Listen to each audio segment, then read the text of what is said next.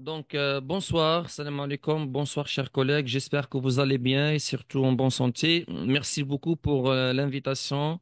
Malheureusement, j'ai pas pu intervenir en direct, mais voici mon travail, Inch'Allah, que vous allez trouver aujourd'hui. Je vais vous proposer quelques problématiques que pourraient être traitées dans le concours, surtout pour les candidats qui vont passer le concours à Eloued, à Tarf, parce que la didactique en rapport avec l'environnement numérique, en rapport avec les multimédias, les TIS, ainsi de suite. Donc, il y a bien sûr beaucoup de problèmes qui pourraient être posés. Et aujourd'hui, on va essayer ensemble de voir un modèle, un exemple de dissertation qui traite le premier sujet. Donc, la première problématique, c'est l'impact de l'environnement numérique sur les méthodologies et les approches d'enseignement-apprentissage en FLE. Comment l'intégration des outils numériques redéfinit-elle les approches pédagogiques en FLE? Donc, cette question sur laquelle on va essayer de répondre, exemplifiée en vous référant au contexte algérien. Bien sûr, tous les thèmes, toutes les problématiques que vous allez traiter, toujours vous allez avoir recours au contexte algérien. Donc, dès maintenant, essayez dans le choix de vos dissertations, dans la réflexion, essayez toujours d'opter pour des exemples qui proviennent du contexte algérien. Nous avons le deuxième axe qui s'inscrit dans ce cadre toujours, le numérique comme levier pour la motivation et l'engagement des apprenants. Nous avons l'accessibilité et l'inclusion grâce aux outils numériques de FLE, en FLE. Nous avons l'évaluation à travers le numérique. Nous avons la place de l'enseignant face à l'intelligence artificielle. Est-ce qu'on pourrait vraiment effacer carrément l'enseignant et le remplacer par l'intelligence artificielle? Donc, bien sûr que la réponse est non, parce que il y a des comportements, il y a des savoir-être qui ne pourraient être acquis plutôt qu'à travers l'enseignant, parce que l'enseignant est un modèle qui nous enseigne des valeurs, hein, pas seulement des connaissances déclaratives ou des savoir-faire.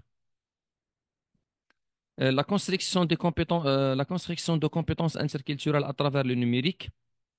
Nous avons l'apport, enjeux et limites de la classe inversée dans l'enseignement du FLE. Ça pourrait être un sujet. En fait, il y a Monsieur Abdallah qui a travaillé sur ce thème, bien sûr. Vous pouvez trouver ces articles en ligne. Le modèle de classe inversée au service de l'apprentissage. Il y a aussi Monsieur Taha, Mohamed Nid Taha et Boudina Besma. Donc, trois chercheurs algériens qui ont travaillé sur la classe inversée, la formation des enseignants en FLE et les outils numériques, et la collaboration et interaction dans un environnement numérique. Voilà. Maintenant, on va voir un exemple. Voilà. Premier sujet. Comment l'intégration des outils numériques redéfinit-elle les approches pédagogiques? L'évolution rapide des technologies numériques a profondément transformé le paysage éducatif, touchant toutes les disciplines, y compris l'enseignement-apprentissage des langues étrangères. L'apparition d'outils numériques tels que les plateformes d'apprentissage en ligne, les applications mobiles et les environnements virtuels offrent de nouvelles opportunités pédagogiques, mais posent aussi des défis pour les enseignants et les apprenants. Ça, c'est le sujet amené. Maintenant, on va poser notre sujet. Dans le cadre du français langue étrangère, ces technologies redéfinissent les méthodes d'enseignement et modifient les rôles traditionnels des enseignants. Bien sûr, on va juste donner un petit exemple de l'apprentissage, enseignement-apprentissage de l'oral, après l'apparition des outils numériques. Donc, on a eu un grand changement dans le processus d'enseignement-apprentissage de l'oral. Ce phénomène interroge sur l'efficacité, donc on a glissé implicitement notre sujet, la pertinence et les limites des approches pédagogiques numériques dans l'apprentissage du FLE. Là, on n'est pas obligé de poser une question directe, on pourrait poser notre problématique, notre question centrale d'une manière implicite. Et maintenant, c'est l'annonce du plan, parce que généralement, l'introduction se compose de 3 à 4 parties. Nous avons le sujet amené, ou ce qu'on appelle l'accroche. Par la suite, le sujet posé plus la problématique à traiter. Et enfin, le plan à suivre, parce que si vous n'avez pas de plan, vous allez être perdu, bien sûr, et même le correcteur, celui qui va vous corriger, il va pas savoir où vous allez par rapport à ce que vous faites. Ainsi, ou bien de ce fait, on va examiner dans un premier temps comment l'intégration des outils numériques transforme les approches pédagogiques en FLE et nous nous interrogerons d'abord sur la manière dont ces outils favorisent l'apprentissage actif avant d'étudier leur rôle dans la diversification des approches didactiques, puis d'analyser leurs limites et défis. Comme ça, on va répondre sur la question sur comment l'intégration des outils numériques redéfinit-elle les approches pédagogiques. Allez-y. Toujours, on va essayer de suivre la logique de idée, argument, exemple. Les technologies numériques favorisent une participation plus active des apprenants dans le processus d'apprentissage. En effet, vous pouvez ajouter, en effet, en proposant des activités interactives immersives, les outils numériques encouragent les apprenants à devenir acteurs de leur apprentissage. Et ça, en fait, c'est un avantage parce que parmi les principes de base des approches didactiques, de nouvelles approches didactiques, c'est la centration sur l'apprenant, renforçant ainsi leur motivation et leur autonomie. Par exemple, des plateformes comme Duolingo ou Babel ou Verblink, peu importe, offrent des exercices interactifs et des retours immédiats permettant aux apprenants de pratiquer la langue de manière autonome, c'est-à-dire à leur rythme, répondre à ses besoins, etc., sans trop se servir d'enseignants, tout en recevant des corrections instantanées. Ces outils rendent l'apprentissage ludique, ce qui est particulièrement efficace pour les apprenants débutants.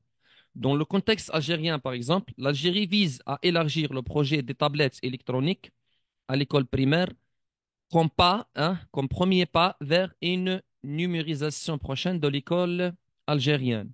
Ça, c'est la première idée. Deuxième, la diversification des approches didactiques grâce au numérique. On a signalé ça dès le début dans l'introduction. Les outils numériques permettent d'élargir la palette des méthodologies d'enseignement en FLE. Tout à fait, grâce aux ressources multimodales, des vidéos, podcasts, documents interactifs, les enseignants peuvent adapter leurs cours aux besoins spécifiques de chaque apprenant et intégrer des approches différenciées. Par exemple, dans un cours de FLE, un enseignant peut utiliser des vidéos sur YouTube pour travailler la compréhension orale, des forums pour développer l'expression écrite ou encore des environnements virtuels comme Second Life pour simuler des conversations réelles. Ces opportunités n'étaient pas disponibles auparavant. Bien sûr, ce n'est qu'après l'émergence du numérique qu'on a eu la chance de travailler avec ces outils pour l'enseignement. Ces approches immersives répondent aux attentes d'un public varié et interactionnel. Maintenant, les limites et les défis liés à l'intégration des outils numériques. Malgré leurs avantages, les outils numériques posent des défis en termes d'accessibilité et de formation. En Algérie, par exemple, comme dans d'autres pays, la majorité écrasante des apprenants et enseignants n'ont pas accès à des infrastructures technologiques adéquates. Et la formation des enseignants dans ce cadre, c'est-à-dire l'utilisation de ces outils, reste insuffisante dans de nombreux contextes. Par exemple, dans certains pays en développement, y compris le nôtre, et malgré les efforts déplorables de l'État, l'accès à une connexion Internet stable ou à des équipements numériques est ou bien reste toujours limité. Tel est le cas à l'université X, ce qui freine l'intégration des outils numériques dans l'enseignement de FLE. De même, un enseignant non formé aux technologies pourrait rencontrer des difficultés à exploiter pleinement leur potentiel pédagogique. Maintenant, la conclusion, pour ne pas conclure, l'intégration des outils numériques redéfinit, donc on a fait le retour sur la problématique, redéfinit les approches pédagogiques en FLE. Comment? En favorisant l'apprentissage actif, en diversifiant les méthodologies et en offrant des opportunités nouvelles aux enseignants. On appelle ça le bilan des résultats. Cependant, dans cette transformation, cette transformation n'est pas sans limite. Elle exige des efforts importants en matière d'accessibilité et de formation. Maintenant, des perspectives pour répondre à ces défis, il est essentiel de développer des politiques éducatives favorisant l'inclusion numérique et la formation continue des enseignants. Ainsi, les outils numériques pourront véritablement devenir des leviers de transformation pédagogique au service de l'enseignement du FLE. Donc, j'arrive à la fin de cette communication hein, pour ne pas prendre beaucoup de temps. Je vous remercie et j'espère que ça va vous aider énormément et à la prochaine.